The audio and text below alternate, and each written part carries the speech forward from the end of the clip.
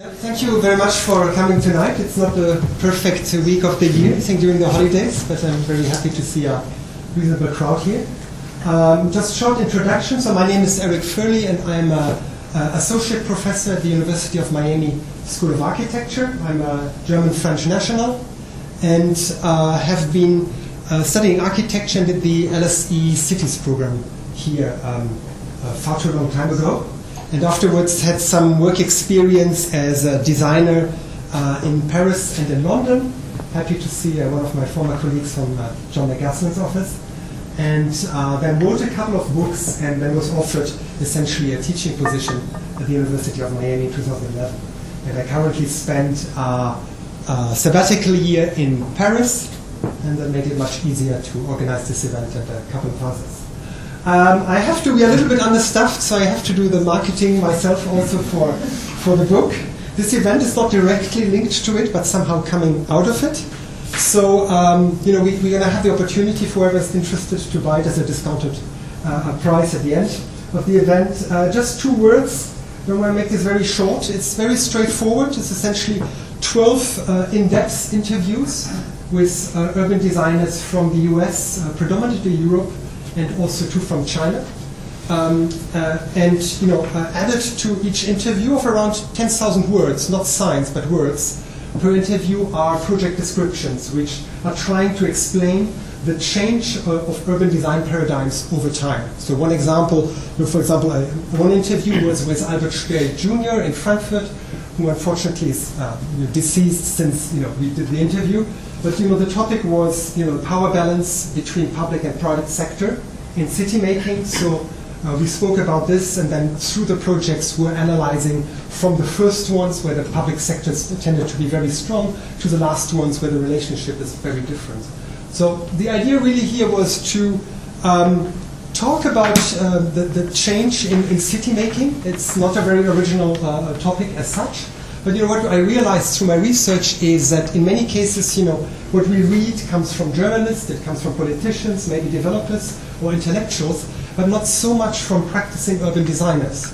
And these are the people who might not always be the most powerful in the process of city making, but they know the process very well. They know what can go wrong, and they know what role design plays in this construct.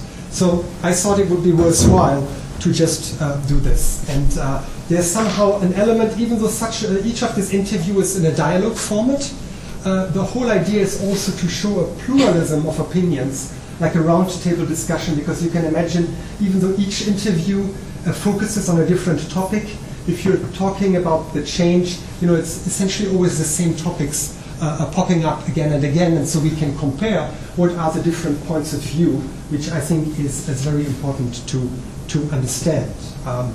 So much about the book itself.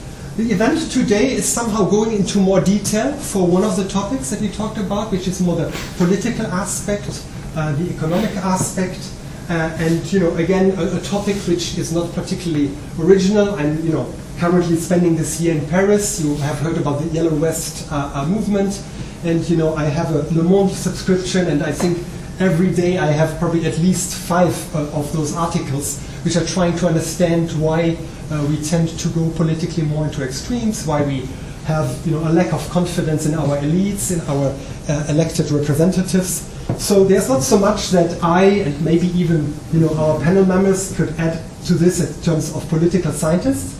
But I think what we can do is trying to take on our responsibility for people who are working on kind of the backdrop of this kind of political discussion. Because each of us, we are experiencing our lives mainly through the built environment and through the way that the city changes, processes are being made, how we can participate. So I thought that for tonight it might be a good idea to have different panel members. In this case as well interdisciplinary, because we don't only have urban designers as we have in this book, but we have as well invited a developer in order to have some insights through their experience. It's really kind of saying, rather than trying to understand how politics can turn into city making, It's more like how can city making maybe inform, our relationship to politics, and maybe we already can find some solutions in city making that on the national debate seem to go a little bit wrong at the moment. So that's at least the theory behind it. So let's see how that goes. My apologies, I see that we have some men being disguised as women tonight, but in general I had this impression that all of women had left London during this holiday week. I tried at least half a dozen ladies to join our panel to have a feminine voice, and somehow it just didn't work out. So we find ourselves with this boys club, but I hope that still it's going to be interesting. I'm pretty sure it will. So let me just now go over to our panel members. I might start with Dennis Pipers, who had the longest way to join us from Boston.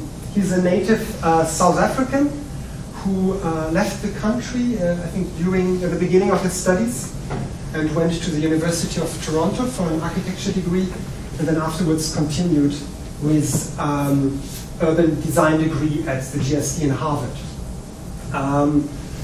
Dennis then quite unusually, very early on found his perfect employer, which he is now a partner of, working at Sasaki Associates already, a couple of years, I think, after graduation. A multidisciplinary company being based in Watertown, close to Cambridge, which was founded by Hideo Sasaki, I think a landscape architect who as well taught at Harvard, and founded a company which was generally interdisciplinary at a very early stage in time, because I think today each company is trying to do it.